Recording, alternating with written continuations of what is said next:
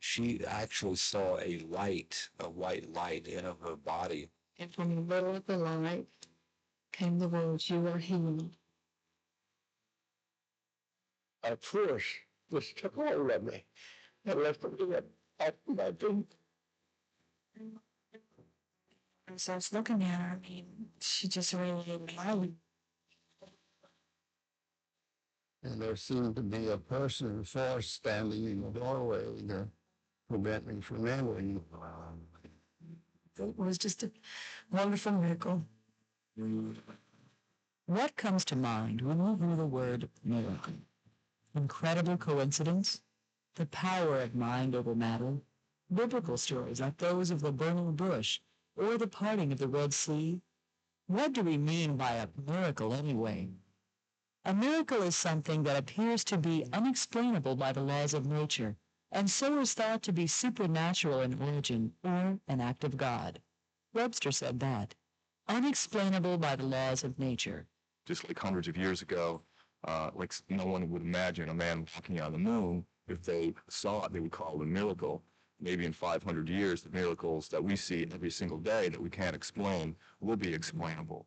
So when we hear contemporary stories that seem to be unexplainable by the laws of nature, we have to ask, are these miracles? To shed some light on these mysterious happenings and how they affect lives, we'll look into some contemporary accounts from people who believe that miracles do happen. We'll hear in their own words their personal stories of miracles.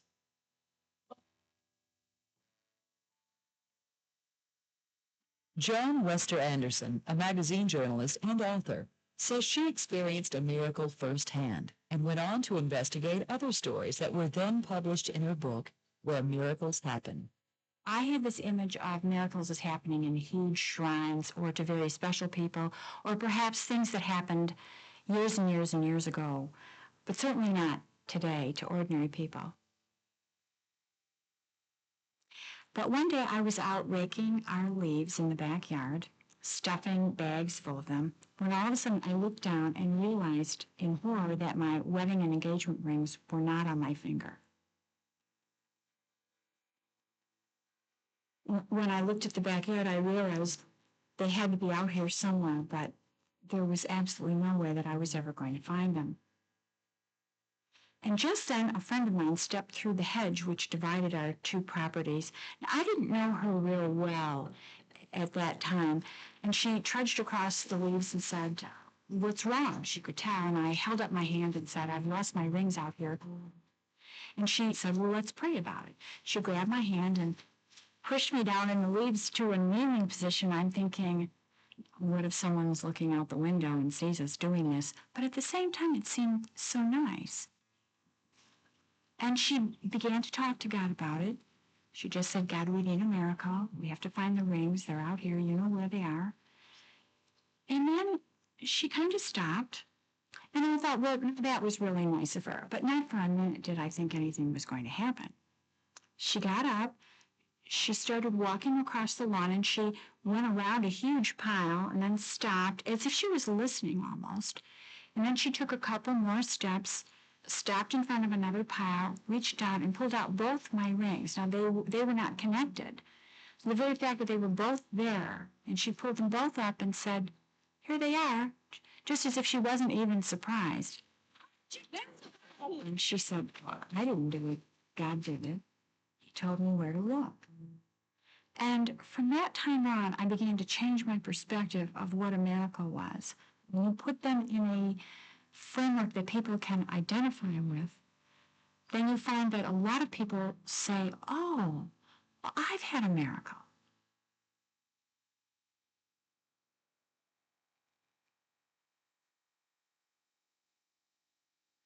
I was in the shower, kind of listening to the pager, and my tones went off.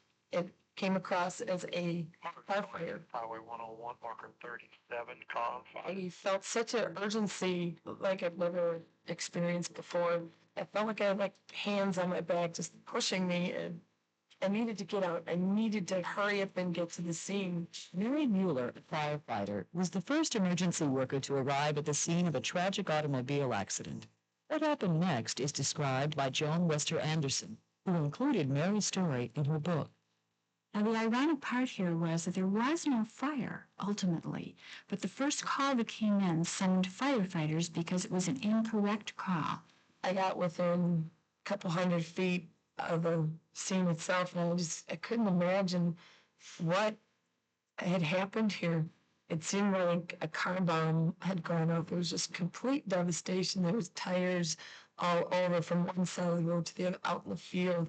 There was the top of the vehicle had been peeled open like a can opener. At this point, I looked down into the ditch area and I saw a body down there. She slid down the snow on her knees to this woman and discovered that she was bleeding to death from a massive wound. Mary had nothing to stem the blood except her firefighter's gloves, but they were covered with soot, and she felt, I can't put that on this young woman's head because I'll introduce so much infection. And I knew that I needed something really quick, and there was no medical help around, and I had nothing. And in a split second that I looked over to my left at the car, and I looked over to the right at the bystanders who were a good distance away from me, I just reached way down in my heart and I said, God, I really need some help here. I'm gonna lose this girl. I can't do this by myself. And in that split second, a reddish colored medical bag showed up approximately 12 inches off of my left knee. There were no footprints around it in the snow. There was no way that it could have appeared, but there it was. And she said, I didn't even have time to wonder at it. I clicked it up and it had everything I needed, all the white gauze pads, everything sterile. And she began to take these out and just use them one after another. When the EMS personnel did get there, the ambulance crew, paramedics, they came down. And at this point, I was out of bandages in the bag itself. They were all gone, and it was perfect timing. They got there, they did their assessment after I told them what I had, just to verify things. And the paramedic kind of pulled my hand up just a little bit to take a peek at the injury, and he put my hand right back down, and he kind of whispered into my ear, so not to upset the victim. He says, Mary, you're holding this girl's life in your hands. Don't let go. And I'm like, oh boy, this is a heavy job. So I kept the pressure on the best I could. And because of the severity, they taped my hands to her head to keep the pressure on. And then they taped both of us to the backboard. Took them to the hospital, and the girl recovered eventually. About an hour or two later, Mary left the hospital and went back to the scene to recover that mysterious medical bag. Mary found no evidence of the mysterious bag, no discarded bandages, no sterile wrappers. The bag had vanished. The bag was gone. And I said, well, who cleaned this up? And they said, nobody cleaned it up. We thought, you took it with you. I said, I couldn't, and my hands were taped to this girl's head. And made many inquiries, had many questions, and they all just came back to nobody knows where it came from, and we haven't seen it since. After that scene, it's gone.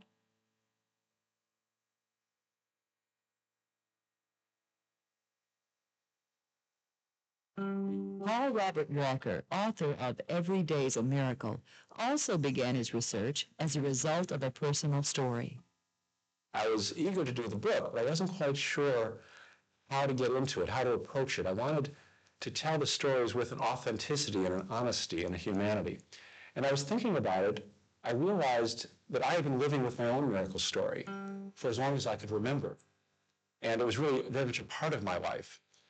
My story it really began with my mother. It's my mother's story. My mother and father had been married for about 10 years in 1952.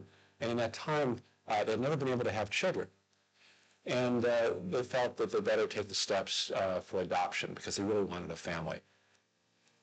My mother prayed, asking that she be granted a child of her own, and saying too that if that was not in God's will, she would gladly adopt a child and do everything she could to be a good mother to the adopted child. Well, after she said the prayer, my mother felt as if a real weight had been lifted from her, that she had placed her problem in the hands of God. Well, 9 months to the date from that prayer, I was born.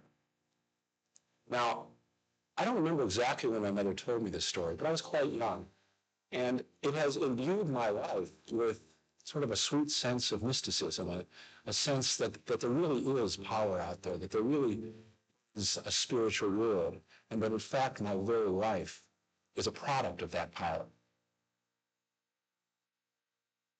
There are times when miracle stories seem to carry their own badge of proof, when circumstantial evidence shows that something incredible happened. But other times, they don't. Authors like John Wester Anderson and Paul Robert Walker hear many reports of miracles. How do they know these stories aren't just fabrications or fantasies? I look for the authenticity of the person. What has this person's life been like since this happened?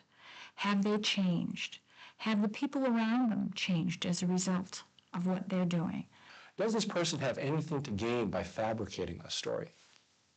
And it's kind of like, what would be the point of making up this story? But then when we get into the process and I start looking at corrections, I'm always looking to see, are the suggestions they're making, do they seem to be looking to correct the story for accuracy or to make it a better story? Now, again and again, I found that the people with whom I was working were making corrections that, in my mind, sometimes made it somewhat less good of a story if I were just making up the story. And then I go forward and try to find corroborating testimony for it. I don't usually do that until after I've gone through this process of discernment about the person. From that point on, the story becomes the property of the reader. And the reader can decide whether he or she wants to believe the story or not. I think it's very important to chronicle what is going on today. And it isn't necessary to say, that was a miracle, this was just a nice coincidence, this was important, this isn't. Stories of miracles sometimes appear to defy the laws of nature. But one man, Rodney Kephart, found himself in a strange no-man's land of invisible forces 50 years ago, caught between two great powers, fitted in a historic drama that would soon unfold for him in a most unexpected way.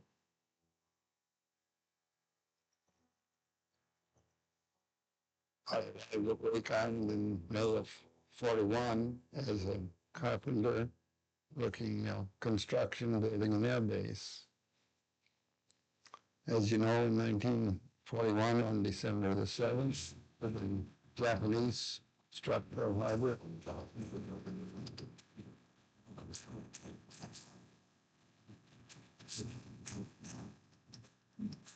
First warning we had was the airport exploded, and then I rushed out onto the back of the platform where I was working at the carpenter shop, and I looked up into the eyes of the Japanese that were strafing us with 50 caliber machine guns.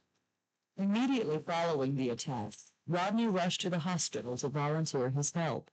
That night, we ran 21 patients through surgery between 9 and 1 in the morning, everything from amputations to shrapnel removal. And the next morning, when I was relieved, I began to look for a place to take some rest, and there was a room at the end of the corridor that had 2 empty beds in it.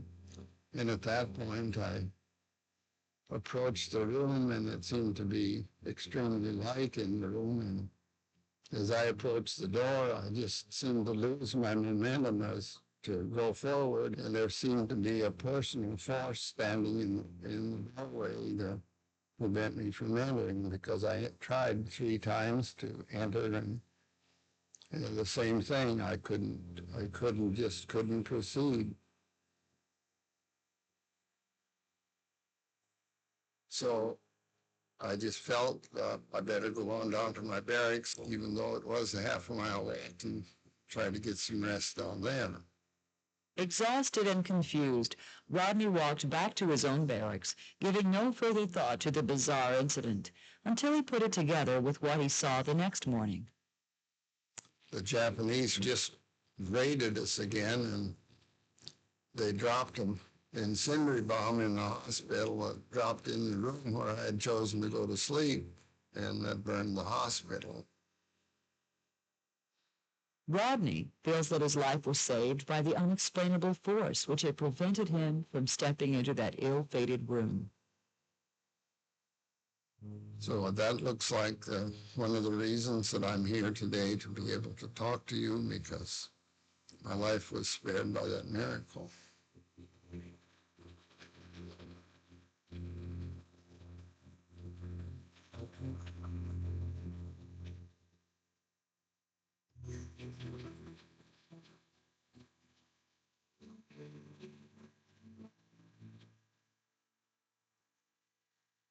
Scholars discuss miracles in the light of contemporary scientific reasoning.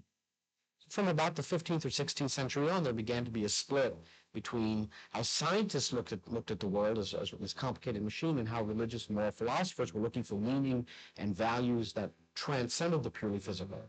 And I think that split is now slowly beginning to heal. Scientists are much more aware of how many presuppositions they do have, how much they don't understand. They've learned a certain amount of humility. And religious thinkers, on the other hand, are trying to understand what they're feeling and trying to say in terms of what we know about the universe, and what really is out there that scientists can tell us makes up reality. You know, my journey has taken me from what you might call the more mechanistic approach that we're taught in medical school, you know, how to treat a disease. And that it's been very much of a spiritual journey, in the sense of realizing people want help living. It isn't just getting over their disease. And as I do this, I keep questioning myself.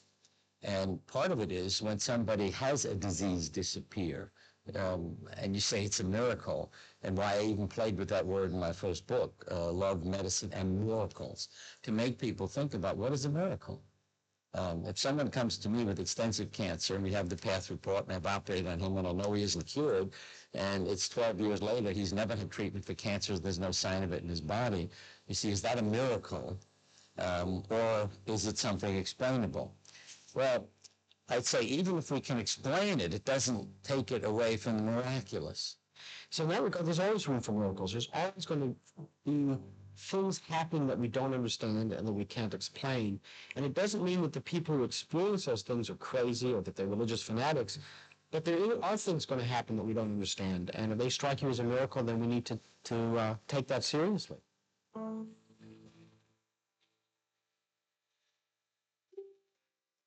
One of Jeannie Hunter's facial nerves was cut during surgery for a tumor in her ear. As a result, she lost her sensation of taste and the hearing in one ear. Worse yet, Jeannie lost her sense of equilibrium and was unable to walk or maintain her balance for the better part of each day. And significantly changed my lifestyle to be just on a couch or in bed for most of the day and most of the evening. That was not a very acceptable lifestyle, so I consulted a second physician who offered me no more hope. After 4 years of suffering, losing her career and marriage as a result of her inability to function normally, Jeannie attended a healing service. As I was driving to the church, I heard very clearly the words, "This can be the last time that you drive to the church sick." And I was getting kind of excited because I knew that was not my thought. And then when I got to the church and began to open the door, I heard the words again, "This can be the last time you walk through this door sick." Now I sat and listened to her service, and she talked about the Holy Spirit. I did not know the power of God for healing. And I sat an hour and a half watching her pray with other people. The girls that I had friendships with said, "We'll ask her to pray with you." So she laid hands on me, and then the girls who were there to pray with me prayed, and at the same time my prayer was this: Father, I ask you to either heal me right now or let me die, because I have no life. And then suddenly, everything became enveloped in a white cloud, just like a fog rolling in. And I thought they were in this fog with me. Jeannie underwent what she describes as an out-of-body experience in which she encountered a warm and healing light. They had laid me down on the floor of the church and saw my legs that looked like fluorescent light tubes. Now I know at this point that that was the Holy Spirit moving in and removing the illness from me.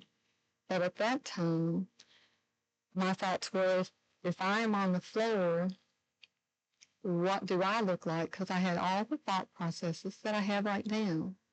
And I was bending over to see what exactly did I look like. Suddenly from the right came a pink white light that spilled out in two triangles. And from the middle of the light came the words, "You are healed." And I read the words, and for some few minutes there, then the Lord sent them to me, and they touched me here. And I heard him say, "You are healed." And then when I awakened, on the floor, everyone was around me that had started praying with me. My hearing aid had come out of my ear. It was lying on top of my skirt. And I was trembling with just a tremendous amount of surging that continued because the illness had gone and all of the things that had been wrong were restored. I received my balance back, my hearing was restored, and the taste grew back.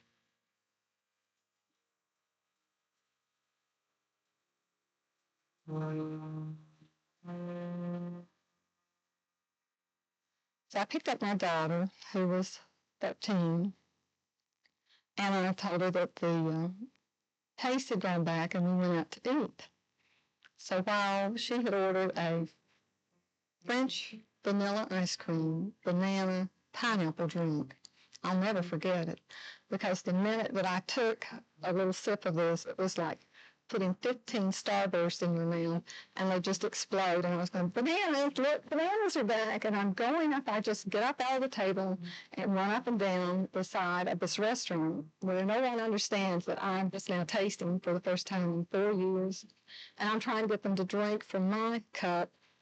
They weren't really interested in doing that. So I just recommended that they go ahead, order this drink. You will not be sorry.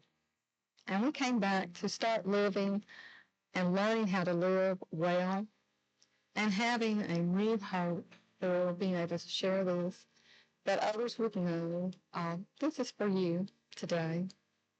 The most important part of the whole healing was knowing that we have a God who loves us. He's tremendous.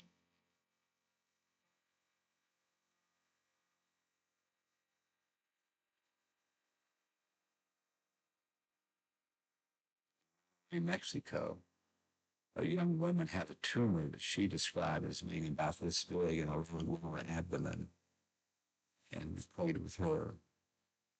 And she had an experience where she actually saw a white light in her body as we were praying. And that white light went to the tumor and began to treat the tumor, to enfold it. And she said she could literally see the tumor disappearing until it was gone. When people discuss coming into this light, I think they are, again, coming back into this energy. That light is energy. And so they are becoming a part of it again. And it is loving. I mean, I say that, I remember talking to a doctor over dinner once saying that my definition of God was intelligent, loving energy. He said, "Well, how do you know it's loving?" He'll give it intelligence and he'll give it energy to create. Well, how do you know it's loving? I said, because if I incise somebody with a knife, they heal. And if God didn't love me or my patient, they would bleed to death and die of an infection. So we have this built-in ability to heal.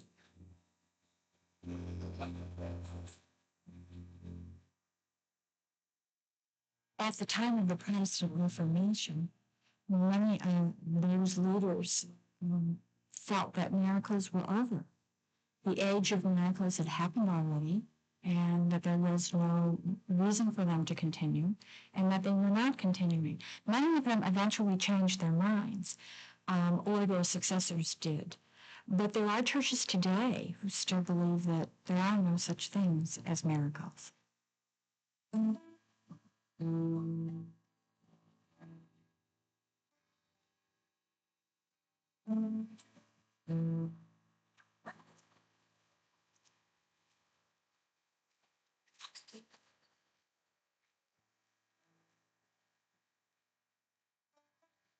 We've been studying the Bible where Jesus said, when you give a lunch or dinner, don't invite your rich friends, your neighbors, or your relatives. Invite those people that can never invite you back, the poor, the crippled, the blind, the lame, and your Father in heaven will reward you. So I said, well, I've never done that strictly and literally. We fed a lot of people for a long time, but we've never done it just that way, so let's do it on Christmas. And so I said, I'm going to do it on Christmas. If anybody wants to come on. Ladies made burritos, tamales, sack bags of Christmas candy, cookies and oranges and stuff. Christmas Day, we meet in front of Our Lady of the Youth Center, all of these trucks and cars and people, and they bring all of this food. Some ladies brought some cake, and they had made cakes.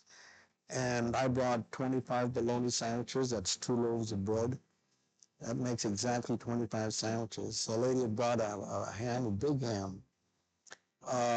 We load all our vans up, our trucks and everything, and then we crossed the border.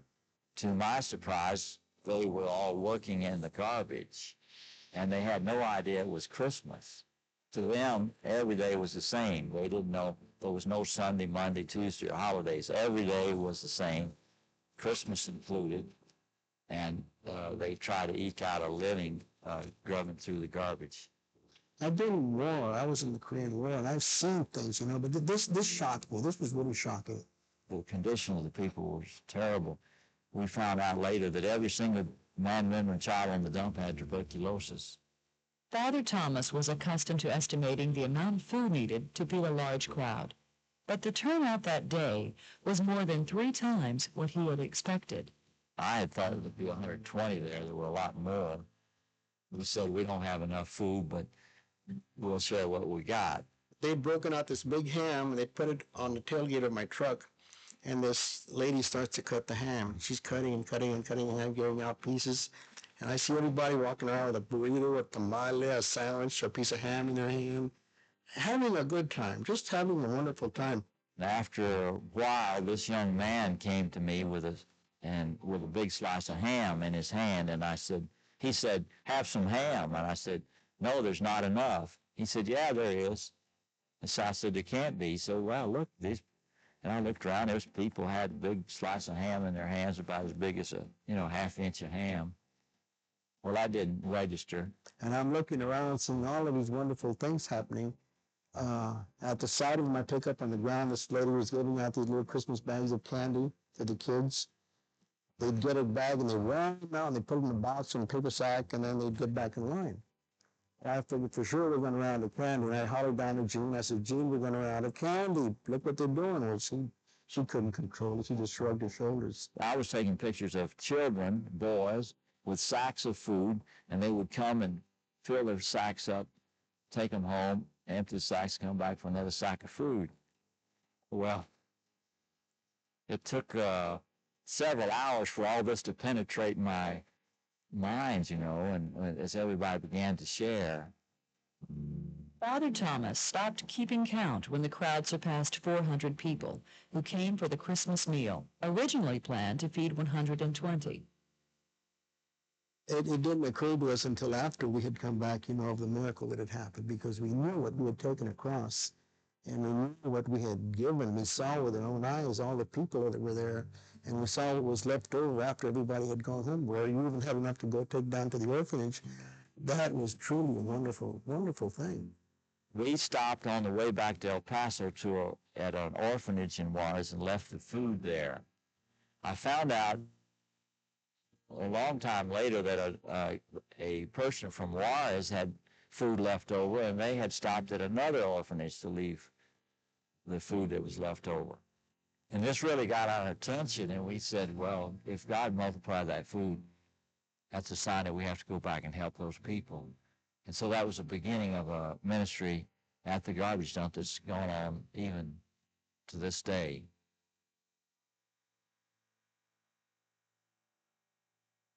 Yeah, all this, that's a good, they're all on top of, that's what the garbage, the old garbage, it's been there for years and then just built on top of the garbage. They haven't got any running water, but they got bills and. If you can see all of these homes right here, and off in the distance, way in the distance, you see the United States of America. 30 minutes from right here to the wealthiest nation in the world, they have all of this. Frank Alarcon was so touched by what he saw happen that day, he took it as a sign that he should stay in Juarez and help the poor people in that town. That evening when I went home, and I went in my room and I closed the door and on my knees I begged God for a job with tears in my eyes. I was so in love that evening. I was so in love. He left behind a comfortable retirement in the U.S. and organized a daycare, a doctor's and dentist office, and other services. You have the pharmacy room. We charge state business or visit. And we give them the medicines if we have them. If we don't, then the doctor may want a prescription for them to buy it. They might find that they don't have to move by it for them. And I'm saying the way with the dentist, if they don't, they still get treated. The white building, all the cars on top, I have a little room in back of there. He now lives in a one-room dwelling with a single light bulb and a mattress on a dirt floor. This is where we celebrated Christmas 1972, right here. And it was just a beautiful, wonderful day. I couldn't, I thank God for that Christmas. It changed my life. I can't take any credit for anything. I dare not take credit for anything because I'm not capable of those things. These are just wonders that God has done. When our film crew went out to investigate these stories at the Lord's Ranch, they were greeted by something quite unexpected. We just arrived here, and I told our cameraman that we needed to shoot a dark sky because when we get home, I'm planning to superimpose a rainbow for an effect. And not 30 seconds later, we turned and saw this most beautiful double rainbow I've ever seen in my life. It's a sign that the Lord has given you to show you what He does here. He performs miracles here. This is His sign for you, that rainbow. Made the order.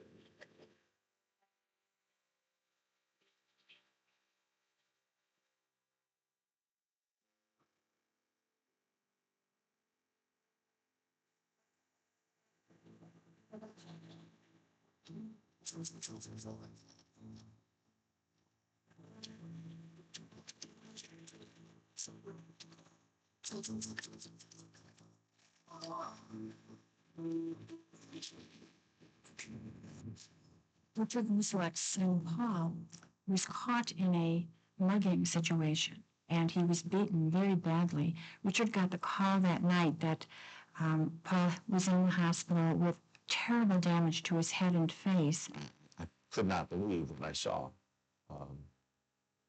His eyes were bleeding, so swollen shut and so swollen out of proportion that he looked like some strange creature, literally up to here. And blood all over his face. He just looked like a piece of raw meat that had just been slaughtered.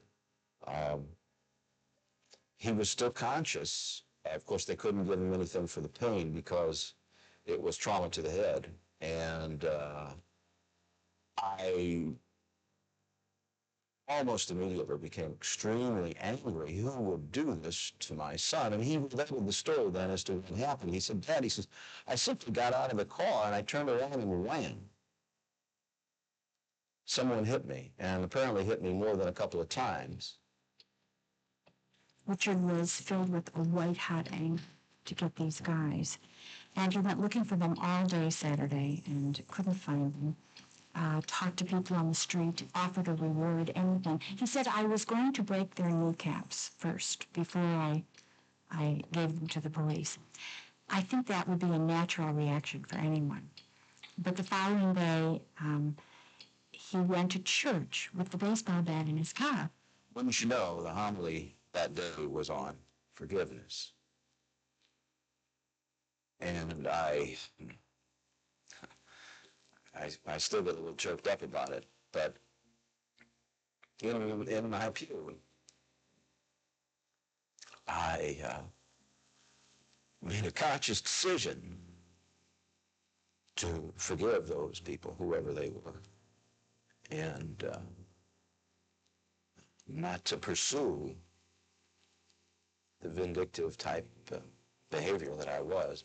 And when I was sitting there, I recalled that I had to forgive those people too, because I couldn't pray for my son's healing if I held something against someone else. So I forgave, and I prayed for my son's healing, and I asked the Lord to take it from my memory. I mean, you know, the bad feelings. He did. Anyway, I went to the hospital that morning, and upon exiting the elevator, one of the nurses spotted me and said, "Mr. Uslak, it's your son." We can't explain it. Don't know how it happened. And I don't remember exactly how I took that, but I kind of trotted the rest of the way to the room. Then I saw Paul. The swelling had gone down, and he had opened his eyes. By this time, of course, a lot of the blood was already cleaned up off of his face and such, but I mean, in of itself, it was like a miracle that he was actually able to open his eyes and the swelling had gone down. So then on Monday, we went back to the hospital to take Paul home. And we amazed, really, in seeing Paul with only bloodshot eyes.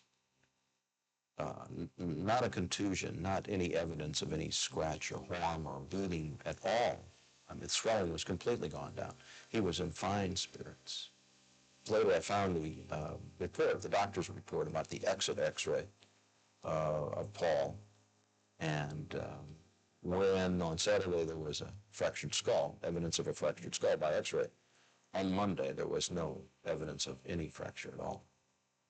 Most people focus on Paul and the marvelous restoration of Paul's face, which of course is a miracle. But I would have a tendency to think that the other miracle was the healing of Richard's heart. On faith, he finally was able to just throw away his baseball bat and his plans for revenge. And after that, his miracle happened.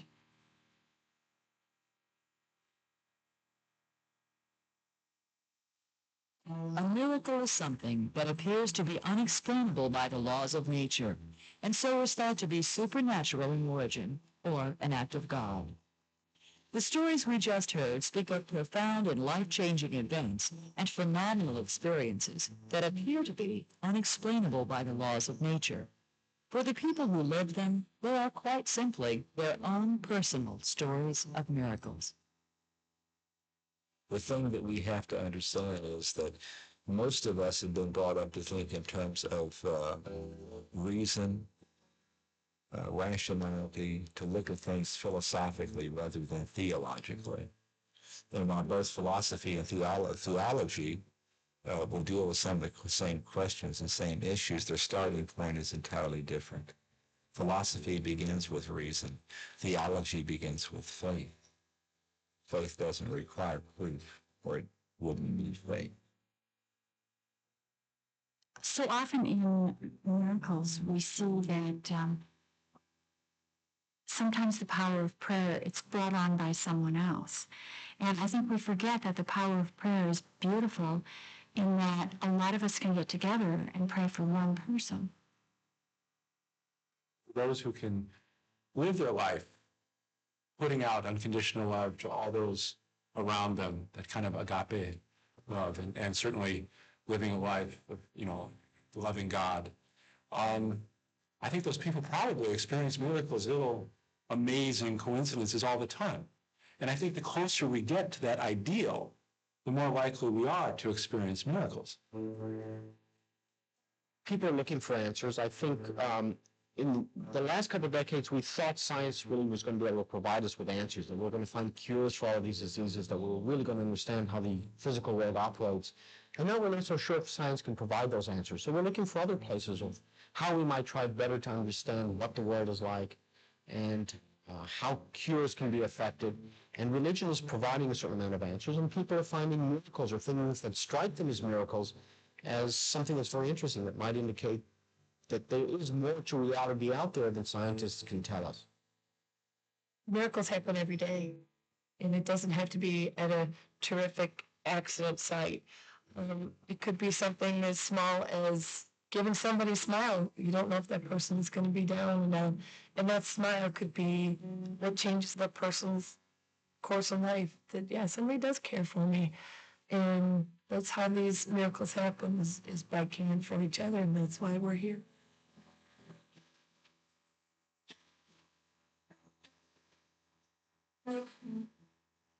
The miracle doesn't end there. What happened to the scar tissue? That's the miracle. There were too many individual circumstances involved for it to be just a happenstance. Some people might say, no, it's not a miracle, it's just a coincidence. But I am convinced that it is an answer to prayer. I'm thinking, how can this be? This is a joke. This does not happen. Regardless of our personal beliefs about religion or the supernatural, we all recognize when certain things happen that break the rules of everyday life. When something out of the ordinary happens, whether you call it a miracle or a coincidence, it can stop you in your tracks and make you take notice.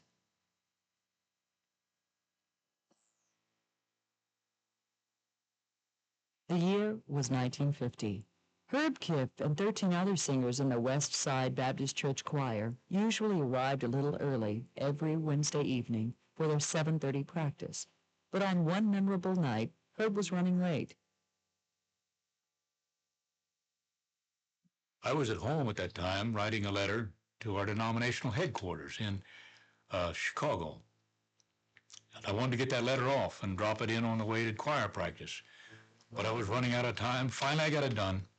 So we hurried over as rapidly as we could and got there, and the west side was dark, completely dark, no lights anyplace.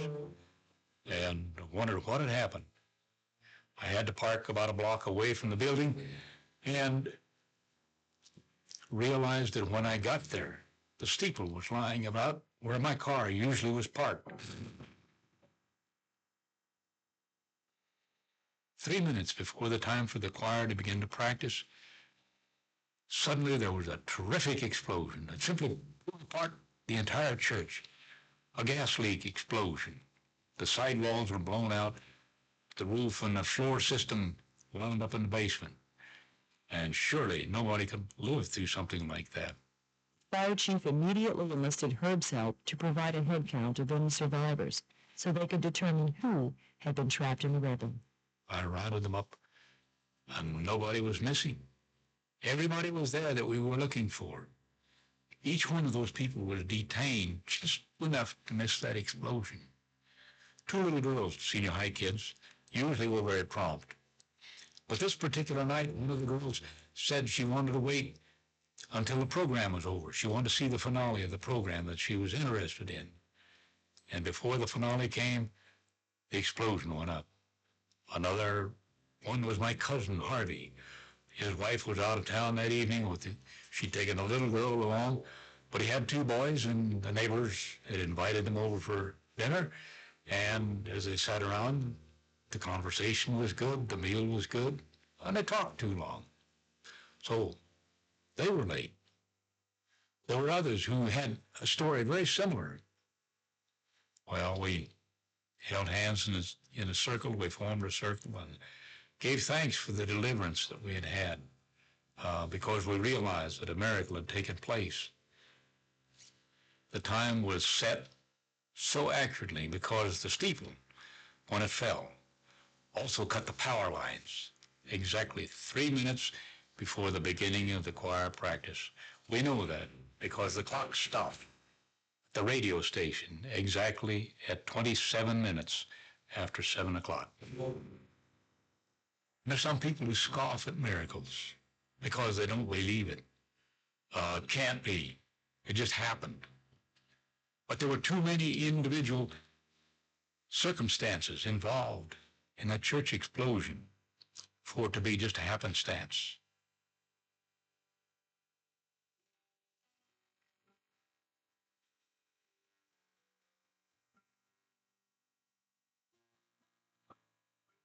Coincidences usually happen unexpectedly, but some people attribute them to their own conscious desire or prayer.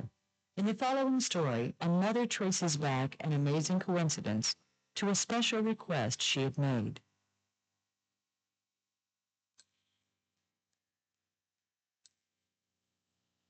My daughter and her husband, who have two little boys, had told me that they were vaguely thinking of moving because their house was a little too crowded if ever they would have a third child. So I had just remembered that, and I thought, oh, well, why don't I go and have a look in the neighborhood? She had driven around her neighborhood for about an hour when a white house with black shutters caught her eye. She remembered seeing it several years earlier when it had been up for sale and knew that it would be perfect for her daughter. So I parked in front of it and I prayed to the Lord, and I thought, Lord, I know that what I'm asking is a little silly because this house is not for sale. Obviously, people are very happy in that house. But do you think that perhaps you could put it on the market? 2 days later, my daughter called me and she said to me, Mom, we have made an offer on the house. And I said, yes, already? Did you find something really good? And she said, yes, I think we did. And it's not very far from you. So I said to her, it's not far from me. Where is it? She said, well, it's on a cul-de-sac. And I said, on a cul-de-sac? You mean, could it be a white house with black shutters? And she said, yes. So I thought, that must be the house. It was a house. And I said, but Christine, it's not for sale. And she said, it's going to be for sale in 2 days. My college roommate lives a few doors from it. And she told me that the neighbor told her it was going to be for sale in 2 days. So my children were able to buy the house. And now I love to sit on that lawn in front of the house and look at my grandchildren play with their new friends on that cul-de-sac. People say that love seems to be a motivating factor behind the miracle stories they tell us about. Love from a friend, love from a parent to a child, or compassion for a stranger. Some people might say, no, it's not a miracle, it's just a coincidence. But I am convinced that it is an answer to prayer.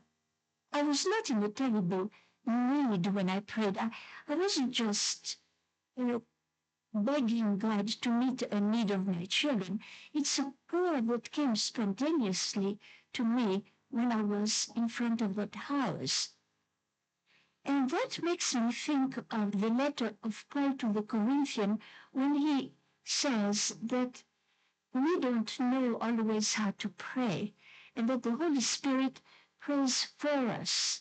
I think the Holy Spirit put that prayer in my mouth.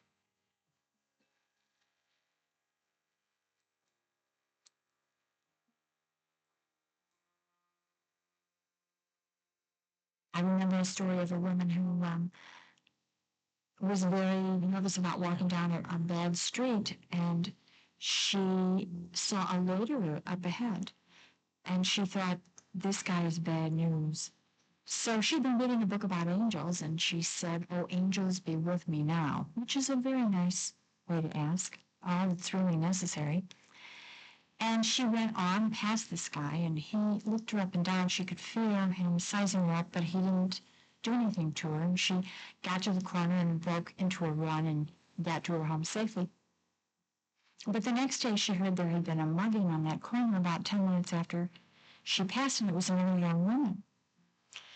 So she put on her red coat, which she always wore in the wintertime, and she went off to the police station and told the police officer what had happened. And he said, "We have that man in custody. It is the same man." She looked at him in a lineup, and it was him. And she told the officer that she was curious as to why he let her pass. And the officer said he was too, and he would ask the criminal. And the criminal said, "Oh yeah, I remember her, the one in the red coat." But he said, "I wouldn't have bothered her because she had those two big guys with her, one on either side." So when you hear the story, you gasp and you think, "Oh, what a wonderful story." But I thought right away, what happened to the mugging victim? Where were her angels? Now, I firmly believe they were right with her. If I have an angel, then you have an angel. One of us is not singled out for attention at the expense of the other. The question always is, why did the angel stop to help the woman in the red coat, but didn't keep the victim from being mugged? It's the age-old question. We really don't know. Why do some people get healed and not others? Why do some prayers get answered and it seems others don't? And I don't have a quick answer except to say that God is not fundamentally in the miracle business. I will learn to receive what God has to offer and not try and put God under my control. Sometimes it may be that God allows difficult things in our lives in order to bring good out of them later. We're not alone in the world, and I think we are part of a huge tapestry of interrelations. And what to us has been a terrible hurt might be working for somebody else for the best. Why does a miracle only have to be a correction, say, of what we don't like? Nerve grows back, scars disappear, fractured skull is no longer there. Why does that have to be a miracle? Whereas if another child still has his fractured skull, how do you know that isn't, going to lead to a miracle, you see? Because when you stop judging, you understand what one child said. He said, if God took my little friend, age 6, of cancer, why did God make her in the first place? But then he went on to say, but maybe her brother will become a doctor. So, and maybe that's the miracle. What if her brother discovers the cure because of his sister? I have to learn not to say, God, heal my broken arm, and get all disappointed with my nose out of joint if my arm doesn't get healed. But when I do see God heal someone, to get very excited and rejoice for them and with them. In John Lester Anderson's book, Where Miracles Happen, we hear the story of a man whose traveling music ministry brought him 1,000 miles from home. He was at a crossroads in his life, not knowing if he was really helping anyone, and was looking for a sign. We were traveling as a musical family, going through Ohio with 2 big motor coaches, with our family and some others and a music group, going to churches and conventions and so on. And I was going through a real trying time in my life because I was thinking, where am I in my life? What's going on in my own life? I'm telling other people they can have answers. Do I really have the answers myself? Has God really called me? Or should I maybe quit and get a job? Even a person as spiritually well-developed as Ken Gobb still reached a point in his life where he said, God, I don't know if what I'm doing is the right thing to do. Is this pleasing to you? I need to know, and I need to know soon. I'm burning out. Give me a sign. These thoughts were going over and over in my mind. So when everybody went to eat, I stayed in the coach and Sat there a while, and I got thirsty, so I walked down the street to get a Pepsi. And I walked back just slowly, casually, and I heard a phone ringing. And I listened, and what is that? And there was a phone booth near a gas station. And I remember it just rang, rang, rang, rang. And I thought, that's odd.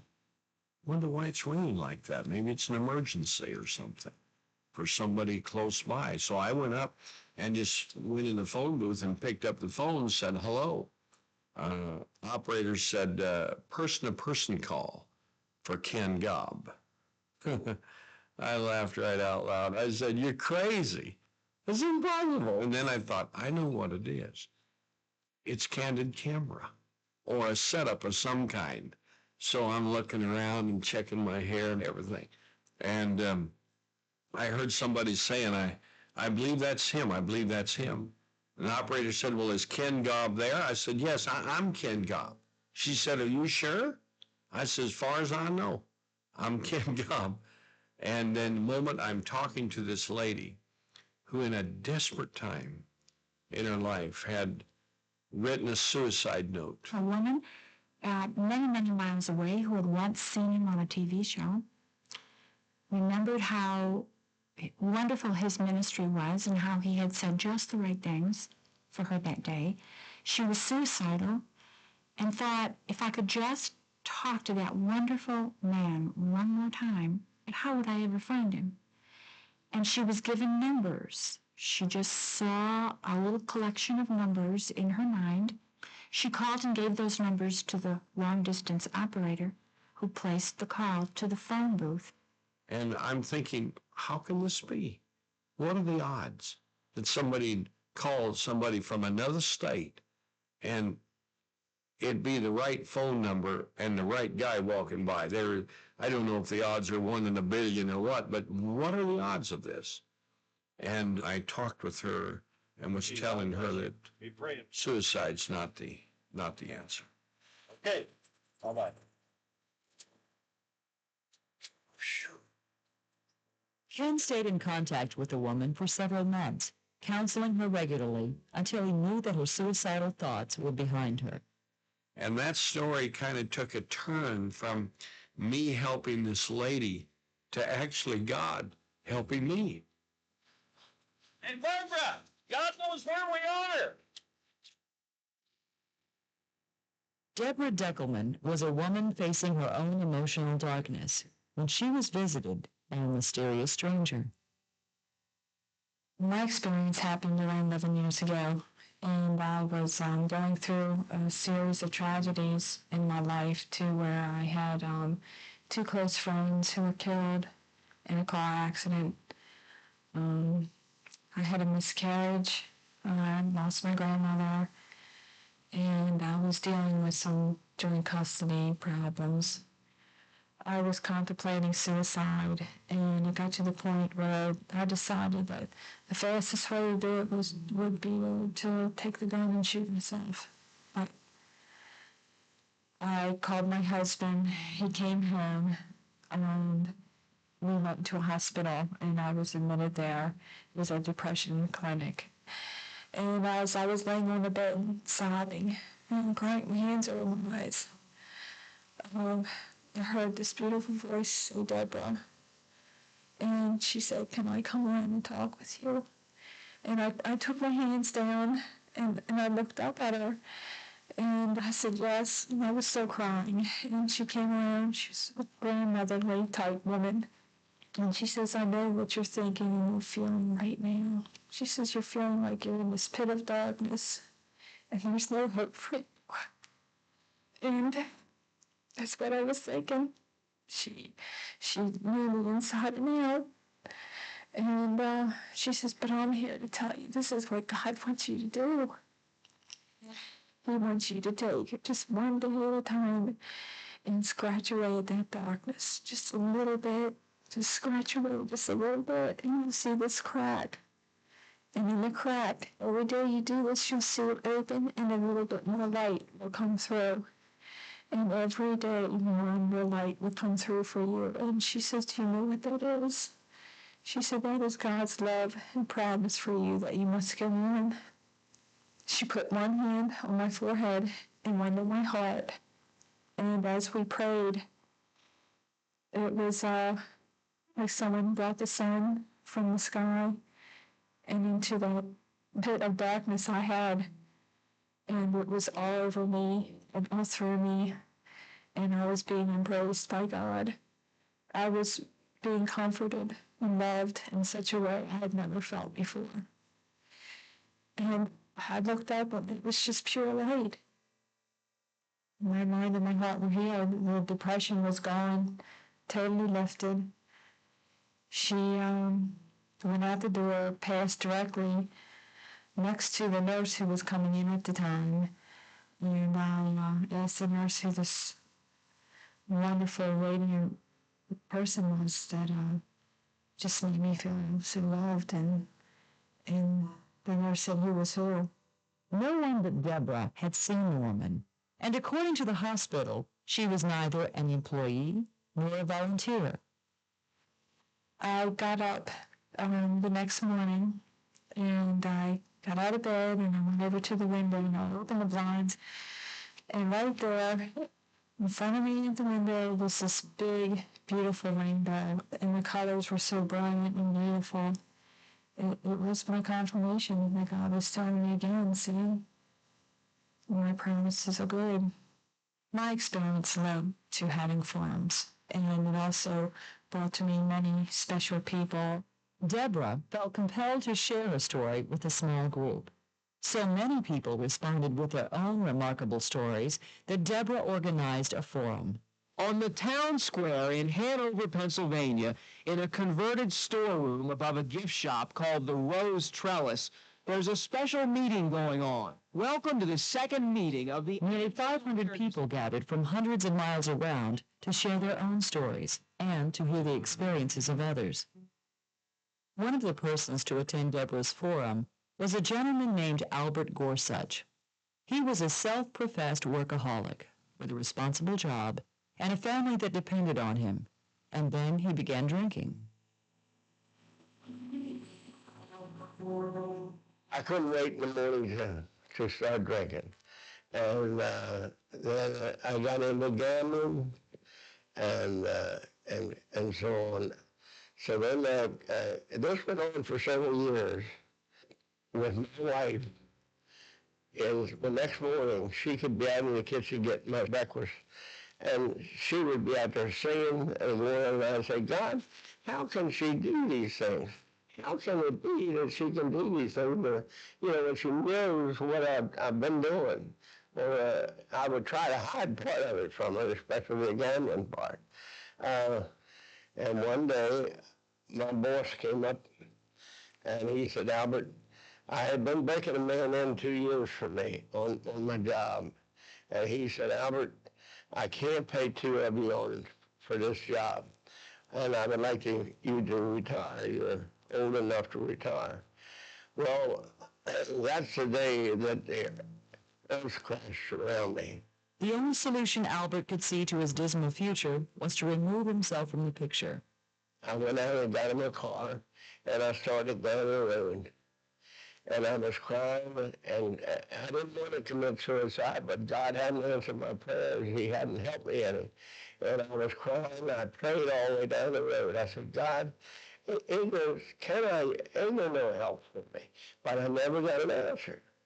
And so then I stopped at the bridge and got out of my car.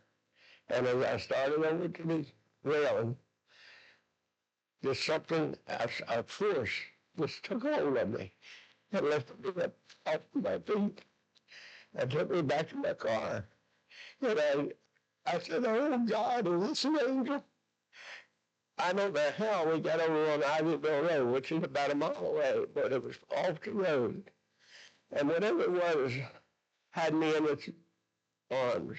And it was like a cloak, and I was like a little baby in its arms. To Albert, time stood still. When he finally calmed down, Albert claims that the comforting voice would not leave him until it received assurance that he would be all right. When it finally was over with, the voice said to me, God isn't done with you yet, son. God isn't done with you yet. Albert turned his life around completely, and today tells a story whenever possible of how his life was saved by an unexplainable presence.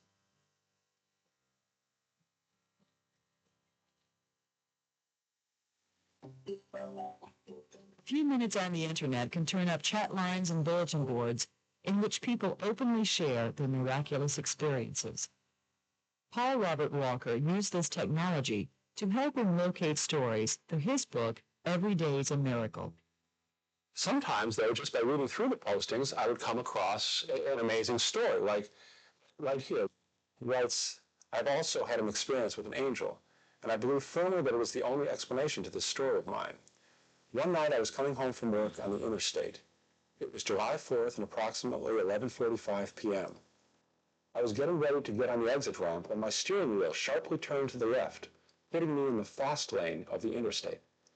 Seconds later, a car came speeding the wrong way down the exit ramp I was about to enter. If I had exited on that ramp, my passenger and I would surely have been killed in a head-on accident. There was no sign of that car when I was about to exit, but surely my angel must have seen what was about to happen. This occurred in 1981, and I still remember to thank my angel for saving my life. It's an amazing story, I think, and it's right there online. Supreme Court Justice Antonin Scalia, in a speech about religion in the age of scientific skepticism, concluded with an ardent defense for the existence of miracles. A 1996 poll taken for Time magazine and CNN discovered that 82% of Americans believe in the healing power of personal prayer. 64% believe that doctors should join their patients in prayer if the patients request it. Clearly, there are a lot of people out there who do believe in miracles. The public seems hungry for these stories, and readers can hardly get enough of them. Are people more interested now than they were at other times in history with the issue of spirituality? There's clearly renewed interest today in the spiritual world, angels and miracles and the afterlife. And I think, to a great extent, it's simply a reaction to the material explosion of the 20th century, and that we've come to the realization that we can have all the material things that we could imagine, but there's still a deeper kind of happiness that lies in a spiritual understanding.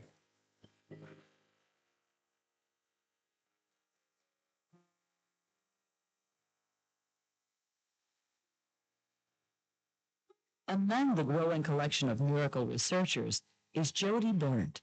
Her book, Celebration of Miracles, written for Thomas Nelson Bible Publishers, was inspired by a personal experience.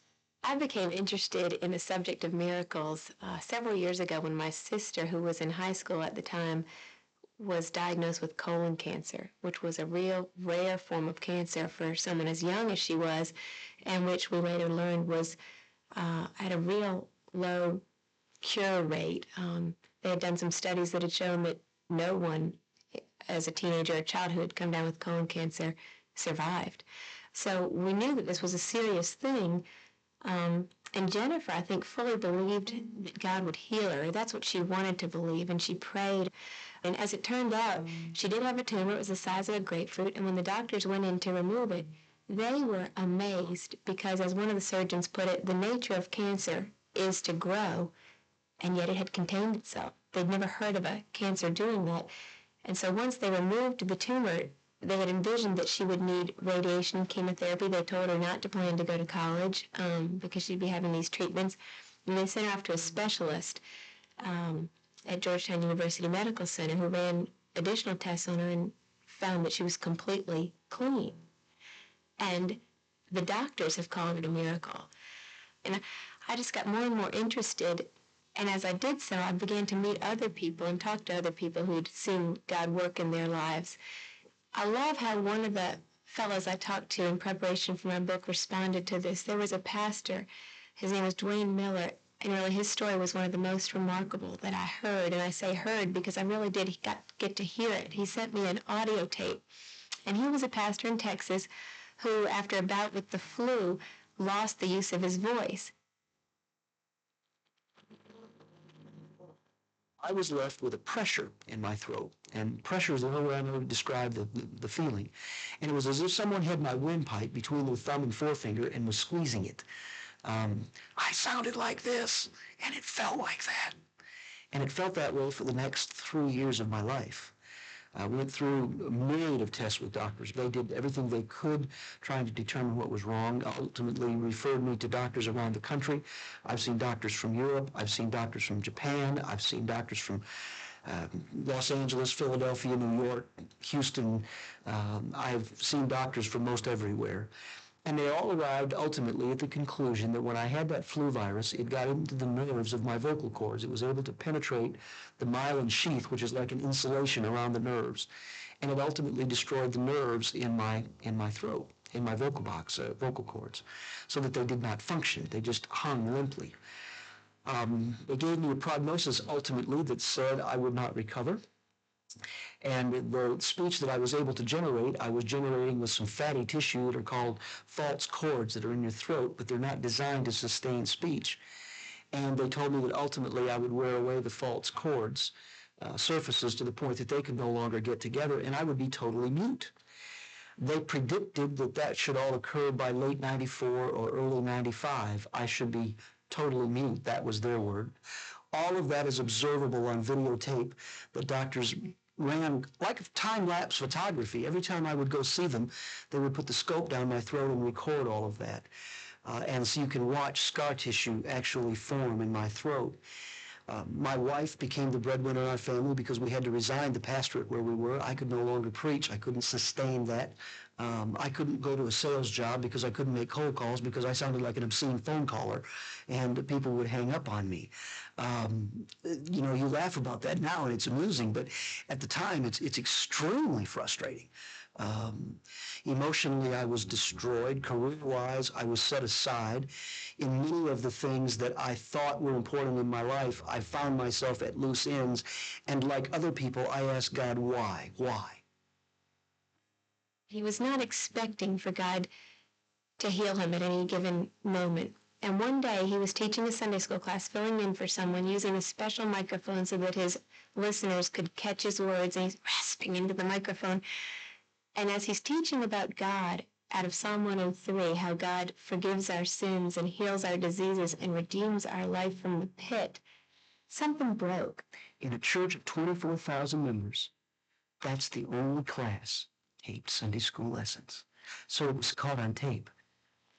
Man, just we don't have anything after the book of Acts. The miracles in the book of Acts, and they never happen again. It's equal as wrong. Because you have to put God in the box both ways. And he doesn't want to be in the box. So the psalmist says, really excited, that's the Lord of my soul, who his benefits is, he heals all of my diseases. And then verse 3 says, and he redeems my life from the pit. I like that verse just a lot. I have had any bad in times past experiences. Both had, we all had times when life seemed to be in a grave. And we didn't have this prayer.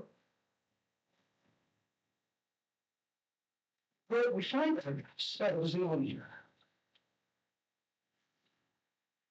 I don't understand this right now.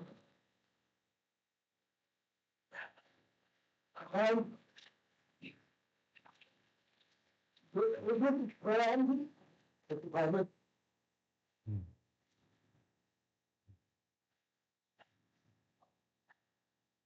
Not sure what to say or do.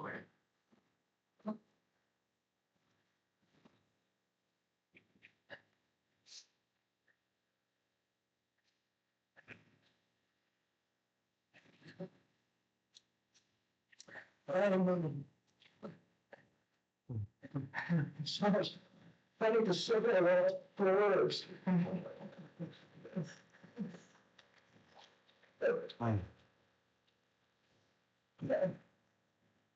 To tell you, I still am at a loss for words.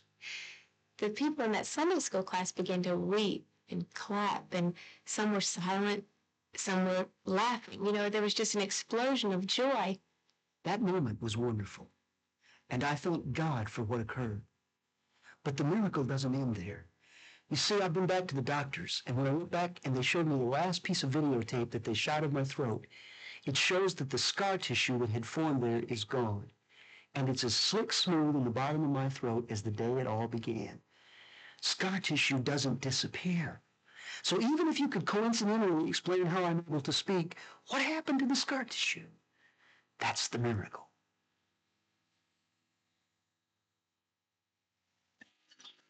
These stories have provoked questions in the minds of those who have experienced them. Were these miracles? And if so, what do they say about life and the existence of a creator? These questions stare back at them, across the canyon which divides faith from rational explanation, and they have been left trying to find a bridge. I do know that our life moves in the direction of our most dominant thoughts. I think miracles. I think and believe for answers.